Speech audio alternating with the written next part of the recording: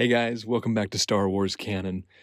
This video is actually a short excerpt from a much longer video where I did an in-depth review of the second episode of the Book of Boba Fett. In this short excerpt, I just pulled out specifically the portion of that video where I discuss what I believe is actually a Force vision that Boba Fett has. I know a lot of people will say, oh, it was just a lizard, it's like licking a toad, it's a spice dream, but I think there's actually a lot more to it. And I'll lay that out here. Also, if you like what you see here, be sure to check out the full-length video where I actually do an in-depth analysis of the entire second episode of the Book of Boba Fett, card in the top right corner. Now we get to my favorite part of the episode. The Tusken chief wants to repay Boba for all that he's done for the tribe. He gifts him a lizard, which jumps up Boba's nose. At this point, Boba starts to hallucinate. Some people will say that what comes next is simply a bad trip or a spice dream, as Star Wars calls it.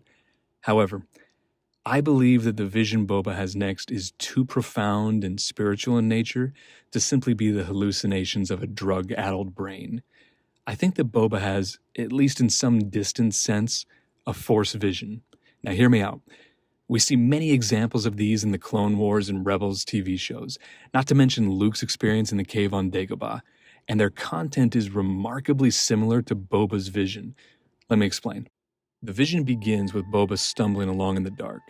His armor fades in and out as he struggles to move forward. In the darkness, bolts of lightning illuminate his path, and we see that he's walking on a tempest-tossed ocean. In the distance, he sees two gnarled and bare trees, one large and the other very similar, just smaller. Boba pushes forward and makes it to the big tree. He seems relieved and reaches out to it, but then it ensnares Boba with its branches and begins to close in all around him. As this happens, we see flashes of Boba in his armor struggling to escape the tree, as well as the Sarlacc in the previous episode. Then, and this is the important part, we see Boba's helmet morph into that of his father, Jango. We see a young Boba sadly watching his father depart Kamino in Slave One. Then we see Boba clawing his way out of the Sarlacc, while in the vision, he struggles against the branches of the large tree. Finally, he breaks free of the branches that are trying to suffocate and destroy him, and the vision ends. So what does this all mean? Like so many Force visions, Boba must confront his greatest fear. Once he overcomes it and learns the crucial lesson, the vision ends.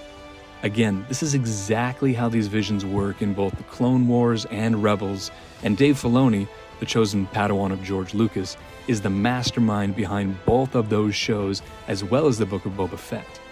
And actually, this vision is probably the closest thing to Luke's Force vision of becoming his father that we see anywhere in Star Wars.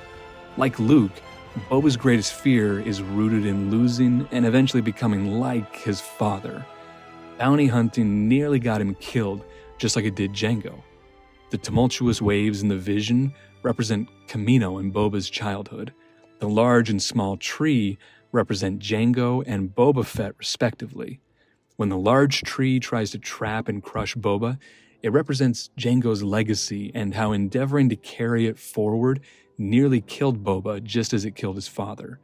However, unlike Jango, Boba has been given a second chance. He struggles against the branches of the large tree in the same way that he's been struggling with his father's legacy as he's lived among the Tuskens. When Boba finally breaks free of the branches ensnaring him, he's really breaking free of the belief that he must become his father. He doesn't. He can reinvent himself and chart his own path as a simple man making his way in the galaxy, though not necessarily like his father before him. Star Wars is a story of fathers and sons. Vader and Luke, Qui-Gon and Anakin, Mando and Grogu, Jango and Boba. Like so many others, I was initially disappointed by the way this show portrayed Boba. Childishly, I was upset that he wasn't as dark, ruthless, cool, and mysterious as he'd been in the original trilogy and the Clone Wars. However, as I've been re-watching the show and making these videos, I realized that what Boba has become and the message that this show conveys is the very reason I love Star Wars. It's why this story means so much to so many of us. It's not just spectacle, it's so much more. Star Wars is the mythology of the modern world. Boba Fett seems different in the show because he is different. That's the whole idea behind Star Wars. It's a story about hope. It's a story about sons and how they can learn from and still love their imperfect fathers. Anyway, I think I'm going to cut it here. Hopefully you guys don't think I'm totally off my rocker. I hope that you see what I completely missed the first time I watched this episode. Boba is giving up the life of a bounty hunter and crime lord in pursuit of something more. He's becoming a daimyo, a man who leads with respect and honor. As Mayor Mok Shaiz says, running a family is more complicated than bounty hunting. Boba is becoming the father that his never was. The episode ends as Boba emerges from the tent, dressed in the black robes we see him wearing in The Mandalorian. At this point, the Boba Fett we knew in the original trilogy is gone, essentially having died in the desert of Tatooine. In his place stands a changed man. So, do you think this rebirth is for the better or for the worse?